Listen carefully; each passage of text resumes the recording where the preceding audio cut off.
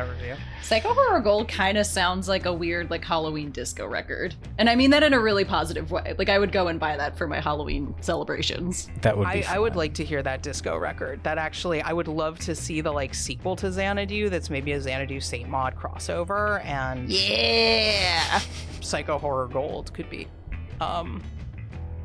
their hit record that Saint Maud makes when she and Olivia Newton-John, Kira, pair up to help guide lost souls.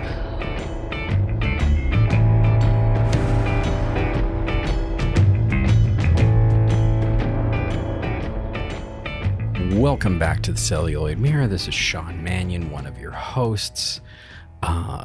You just heard one of the clips from our upcoming episode on Saint Maud and Xanadu.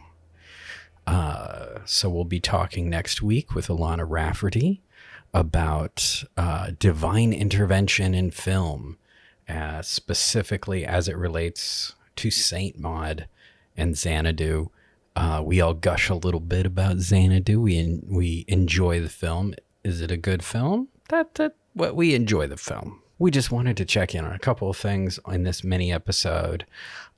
First, we encourage you to, as I did in a past mini episode, right after we recorded with Alanah, I encourage you to check out her work as a filmmaker. She just was the associate producer on a short film that screened at Tribeca Film Festival at the beginning of June. I was fortunate to be able to go see that. Really, really good. Alanah is also one of the co-stars of our upcoming animated horror short film, Reveal. More on that very soon. We're getting very close to completion.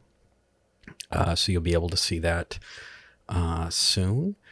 We also wanted to mention that if you haven't seen Saint Maud yet and you plan to watch before the next episode because you like to watch the films before you listen, or perhaps you have watched the film and you're like, why didn't they talk about this? There is a sexual assault scene in Saint Maud that we didn't end up talking about on microphone. We had a conversation about it. The three of us had a conversation about that scene, but it was off mic. So you won't hear about it in the show, in the regular show. If you watch after listening to us, heads up that that's there. If you're planning to watch before, heads up that that's there. If you're listening and you're a big fan of Saint Maud, you're like, why didn't they talk about that part? We did. We just forgot to have the mics on. So when we were having that part of the conversation. So just a heads up about that. We're really excited about this episode. We had a fun conversation with Alanah. As always, we encourage you to let us know what you think. We try to share them on these minis when we have them. One of our regular listeners, Sam, my friend Sam, who's out there in the world, has just texted me just yesterday. He texted me just yesterday about that he may be listening to too much of the Celluloid Mirror because he and his wife were just watching Who Framed Roger Rabbit, and he wasn't realizing how much social commentary was in the film. He's pointed out that the whole thing is an allegory for racial discrimination. So I think that was probably there. It makes sense to me. I haven't really dug deep on Who Framed Roger Rabbit, but I'm sure if you start to look at it through that lens, you can probably find a lot of connections there on a lot of levels. And I'm sure it was at least partially on purpose. So yeah, let us know what you think. You can always email us, info@4milescircus.com. You can send us a carrier pigeon. I don't know how to receive a carrier pigeon. I'm afraid of pigeons, so I probably won't get that message, but you can send it that's okay. You can do that. Just probably not going to get it.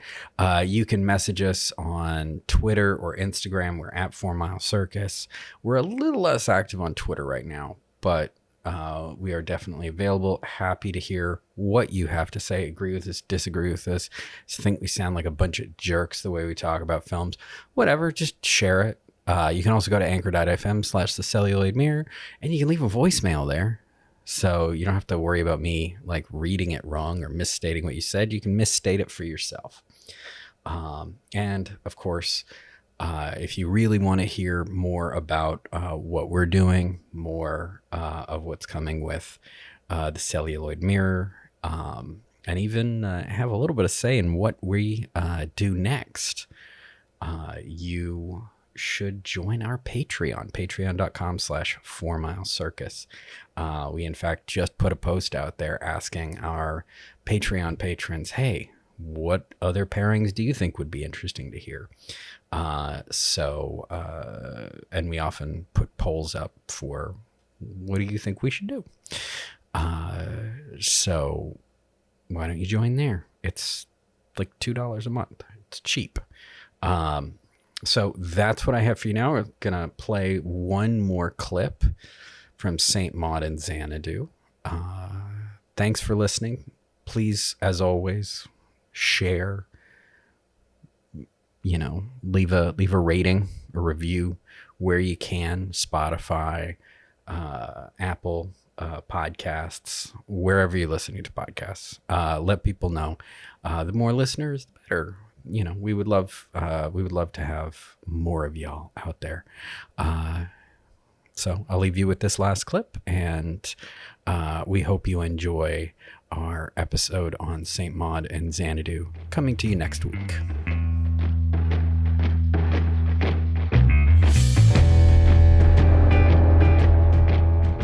Do you also think there's the similarity of the power imbalance between the divine entity and the mortal entity? Because I was listening on the subway the other day to Magic, which is like the big song that hit #1 on the charts from Xanadu, and the lyrics are, "Come take my hand, you should know me, I've always been in your mind, you know I will be kind, I'll be guiding you, building your dream has to start now, there's no other road to take, you won't make a mistake, I'll be guiding you," which reminded me so much of the like conversation with God that Maud has in her apartment, that it does seem like there is this idea of, even though like art is kind of the religion in Xanadu more than like religion is the religion, or Christianity is the religion, there is this power imbalance of like, you are the vehicle for this bigger thing to happen, and your role is your role whether you like it or not.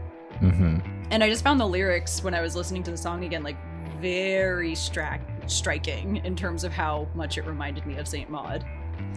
That absolutely parallels St. Maud and St. Maud's search for a path, or wanting to hear God articulate her path and mission.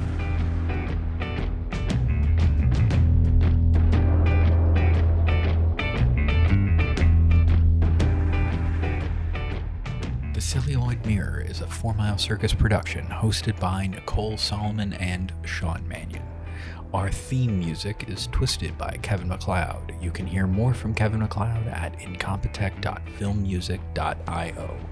Please take a few moments to rate and review the Celluloid Mirror on your podcast platform of choice. It really helps with discoverability. If you have questions or comments about what you heard on the show, or suggestions for future episodes, feel free to email us at info@4milecircus.com, or seek us out on social media. We are at 4 Mile Circus on Twitter and Instagram. Want more from the Celluloid Mirror, Sean and Nicole? Join our Patreon at patreon.com/4 Mile Circus. You'll get early access to episodes, uncut video of our recording sessions, access to our Discord server, and much more. To learn more about everything we do, visit us at 4milecircus.com.